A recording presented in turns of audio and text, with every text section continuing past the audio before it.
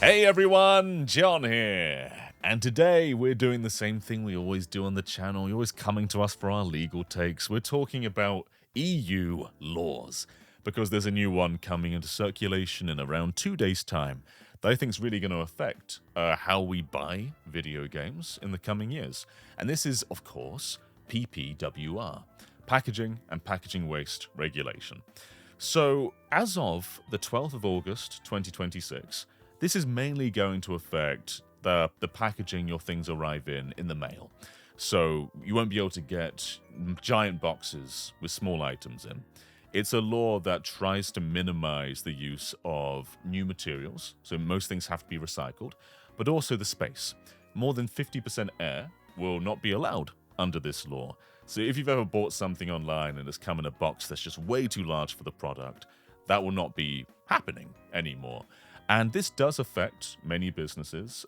Some businesses like Coke and McDonald's are trying to get a grace period to just, ride these things out before it really gets into the legal requirements. So I think people are still trying to just figure this stuff out for the most part, and there's going to be a lot of figuring out how this works in the years to come. But as the waves roll out come 2030, this is going to affect more than just deliveries. This is going to affect the actual products and boxes that the items come in. And right now, I'm talking about video game boxes, because these things are definitely more than 50% air. Like if I open up Fantasy Life right here, this is what you get, right? So this box is very empty. There's nothing in here apart from a tiny cartridge. And I don't think this would pass the PPWR regulations. It's not just for Switch 2 games, though. PS5 games. That's almost entirely empty apart from that disc. If you were to calculate the empty space, it's definitely gonna be a lot of empty space. But I don't think this was always the case, right? Like, if you go to a PlayStation 2 game like GTA 3, you can argue that all this space is valuable. The disc is valuable, the memory card holder is valuable, and then the manual uses up this part of the box. So this was definitely using up the space it had, and I think this would meet a PPWR regulation, whereas our current boxes wouldn't. You open up Kirby, I mean, it's a nice design. Will it meet the regulations? I don't think so. So how are they going to change this, and how will they adapt to meet EU law? Because Nintendo have been doing this, especially with the removable batteries on the new controllers. So I think they are going to have to redesign Switch 2 boxes, but they might not have to redesign them that much. I think the core thing you would have to do is make it so this isn't all just empty air. I think you could probably raise the insides of the plastic and then make a little groove for the cartridge, because that way you're not just giving empty space. But it doesn't solve the issue of they're still, like, this is what the game is, this is what the packaging is, right? So I think the easiest thing you can do is let's take PSP for a moment, because PSP and Switch 2 boxes are very similar in size. Apart from PSP, uses the space with the manual. And the easiest way, I think, to meet regulations is just to use more of the space up. So legally, I think putting a manual in the box might be the easiest way to do it. And some Switch 2 games like Bubsy do have a manual in there. And while this probably still has more than 50% air, I think you can legally argue that the space being used is needed for the product in there. So I think this would meet the regulations. It's not a strict 50% either. You can argue your case for whether you think the product meets the standards of that box. But I think things are going to have to change. We can't just have a big empty box with a tiny cartridge in. And when, code in a box becomes more prevalent with PlayStation 6, that's definitely not going to meet the standards. I don't think you can just ship a regular Blu-ray size box with a code in there, because you can just argue that's not going to be efficient.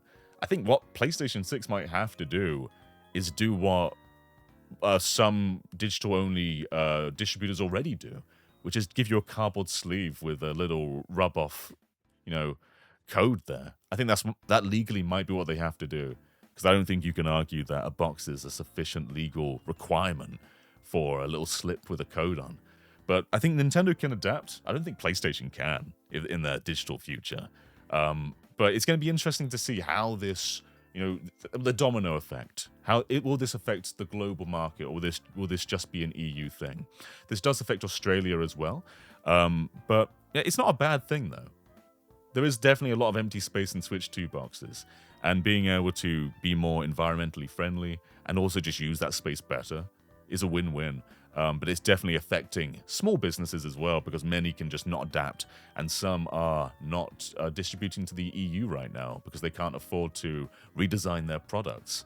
So it's definitely something we're all going to have to adapt to, and it's something I'm only really learning about now. But I think this is definitely going to affect the video game market.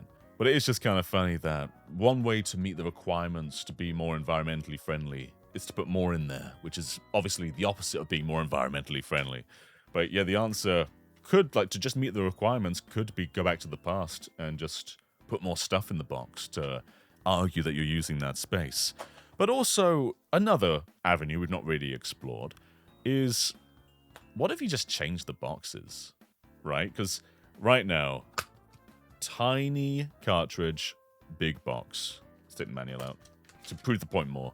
Tiny cartridge, big box. What if the box just changes? Which is going to be annoying for collectors, because all of a sudden, part of your library will have big box and part of them will have small box. It's like the PlayStation 1 problem all over again. But I don't think anyone can really argue that Switch boxes are necessary for the cartridge type. A 3DS size box is more appropriate. Even then, there's a lot of empty space in the 3DS box. The 3DS itself, as we talked about in a recent YouTube short, was environmentally friendly by cutting squares into the plastic, so they're using less plastic. It's like going back to a 3DS design, maybe a bit slimmer in like the Switch 1 dimensions, might be a good way to go. But I think the big reason Switch 2 boxes are the size they are is to make them look that they're arguably competing with PlayStation and Xbox. So I think if they're so much smaller, you're going to think, the console isn't capable. It's an illusion, right? You look at it on store shelves and you think, wow, that's a similar size to a Blu-ray box, so the game must also be just as capable. I think that's all just a psychological thing, because obviously it means nothing, but they might have to make them way smaller. I don't think we're going to be going to like micro SD card packaging, where Switch 2 cartridges are just in a cardboard sleeve that you rip out. I don't think we're going there, because under the laws, like, this kind of packaging can exist. It's not saying you can't do plastic boxes. It's trying to make plastic recyclable. It's trying to make sure there's less air involved, less empty space. But this kind of packaging can definitely exist if you're using the space properly, and you can argue that everything in there is needed for the product. But I don't know. Maybe things will have to change a little bit. We will see in 4 years' time. But until then, let me know what you think is going to happen to physical games. I definitely think that PlayStation 6 won't be able to ride this out if they're going all code in a box. I think they're going to have to basically go that micro SD card angle, where you can't just do a box anymore. It's not going to be code in the box, it's going to be like code in the sleeve. That's what I think we're going to... I don't think they can justify it. But Switch 2, I think can adapt. And may not have to adapt much, but it will adapt in some way. But yeah, let me know what you think. Read up on PPWI, it's quite interesting. And it's going to affect everything, not just games, but toys and clothes. Like even clothes hangers are going to be affected. A lot of stuff is going to be affected. So read up on it. There's some interesting stuff out there. In the next couple of years, this will be impacting everybody. Maybe not outside of Europe, but definitely in Europe, and both businesses and the consumer. So anyway, check it out, and we will catch you next time. Bye-bye, everyone.